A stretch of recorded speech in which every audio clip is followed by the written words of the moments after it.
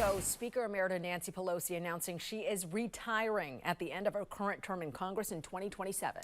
Yeah, good morning and thank you for joining us. I'm J.R. Stone. And I'm Amanda Del Castillo. The announcement coming in a 6-minute long video posted on social media that started as a letter to the people of San Francisco. She said it was a privilege to serve them for nearly 4 decades.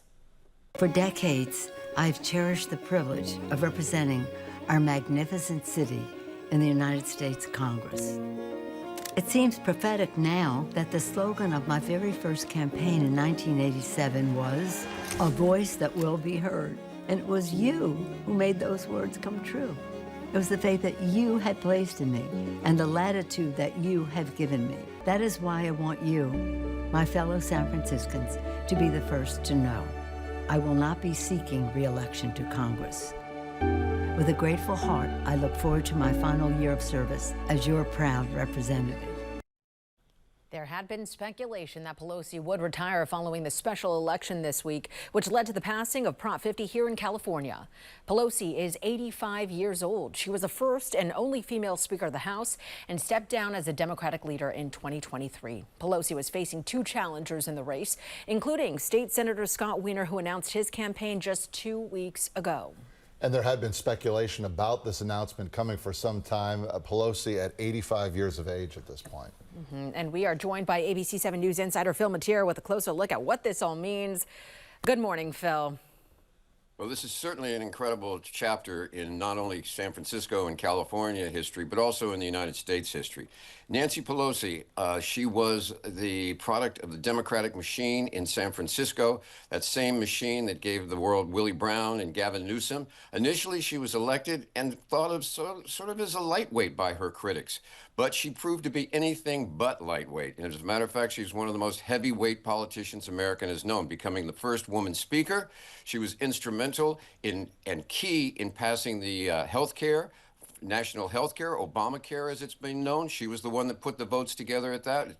She also was the one who encouraged Barack Obama to run for president behind the scenes.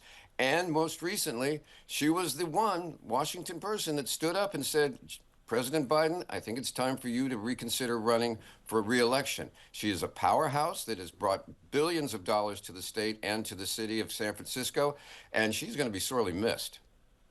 Phil, obviously she's one of the most polarizing and dominant figures in the Democratic Party. And I think young people would probably remember that moment in 2020 when she stood behind the president ripping up the speech there. But when you look at her career, are there a couple of moments that you'll remember, or maybe that one will overshine those others?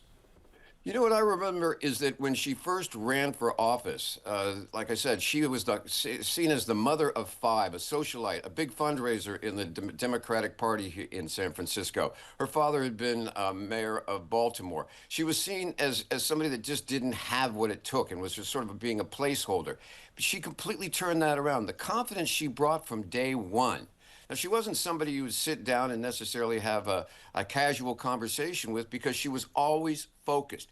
I remember early on her telling me that she wanted to be Speaker of the House, and she pushed and she pushed and she pushed for it. She got Democrats elected against all odds, and then in terms of the agenda, she was always there. She didn't play heavy in local politics. She used the San Francisco base as a safe place in order to engage the country. And you're right, she was one of the most polarizing Democrats, in part because she was so incredibly successful. That's what was her key, and that's what made Republicans and even Donald Trump wary of her, because she just didn't have a bark, she had a bite. Yeah, and you're talking about that success. Pelosi is arguably the most consequential legislator of our time.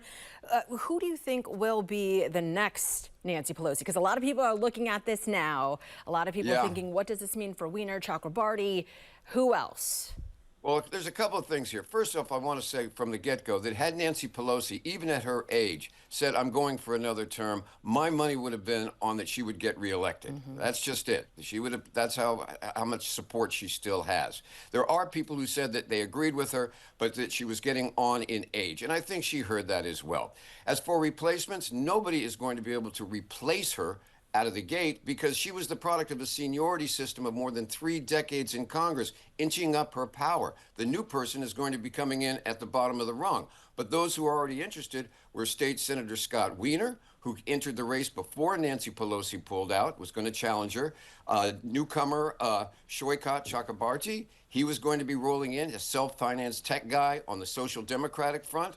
But now that she has said, I'm not coming in, and so the question is whether her daughter, Christine Pelosi, is going to enter the race to replace her, or San Francisco Supervisor Connie Chan has made word about it. And I've even heard former Mayor London Breed is looking at the idea of running as well, now that Nancy Pelosi is not. Yeah, I think a lot of other names will probably jump into this race as we go forward. Are you kidding, JR? It's going to be like the Oklahoma land rush. Well, Phil, I think it's also important to highlight, I mean, she led the House for 20 years, and she was a woman, and she did it as a woman. And I think that's very important. And I think, you know, a lot of people, how much of a figure was she for other women who looked at what she did?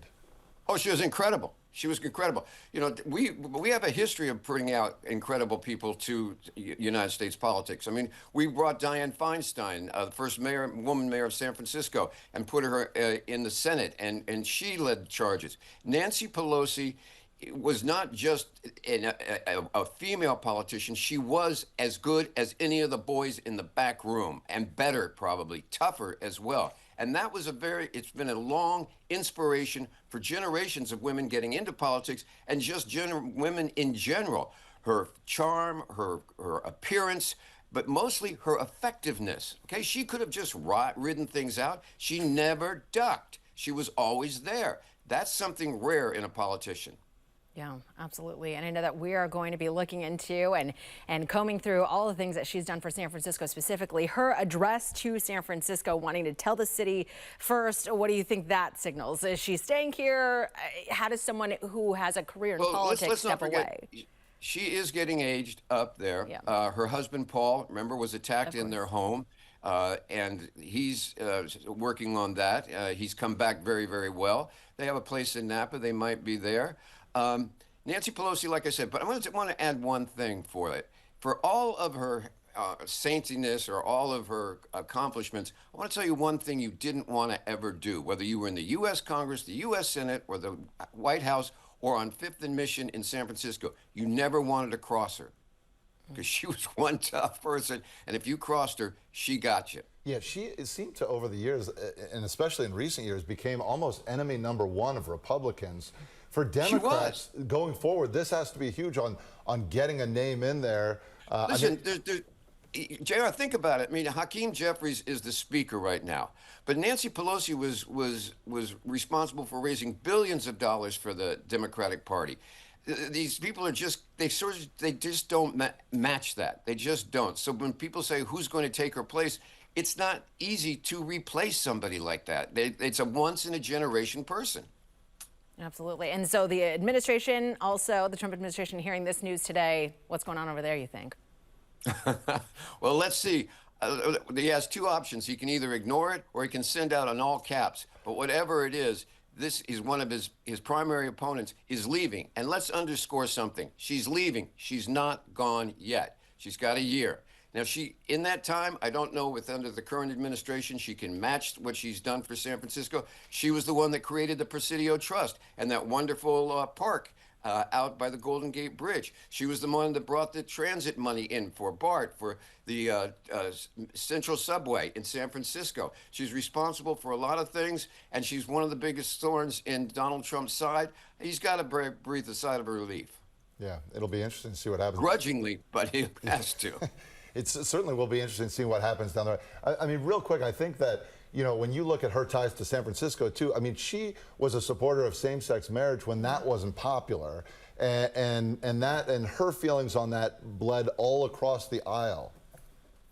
Yes, and, you know, Gavin Newsom, she helped give him cover when he made that the law in San Francisco and sent out a shockwave across Democratic politics. It was very controversial. Like I said, she was not one to duck. She was not one necessarily to, and she was always pushing. She was pragmatic. She was progressive, but she was a very pragmatic politician as well. Her goal was to get things done. Didn't go for the aspirational. She went for what could get done. All right, Phil. All right. Phil, Yeah. It'll be interesting to see what happens going forward. We're off to the races. Off to the No races kidding. as well. Phil Matier, ABC 7 News Insider, thanks for getting up early. Thanks for talking with us this morning.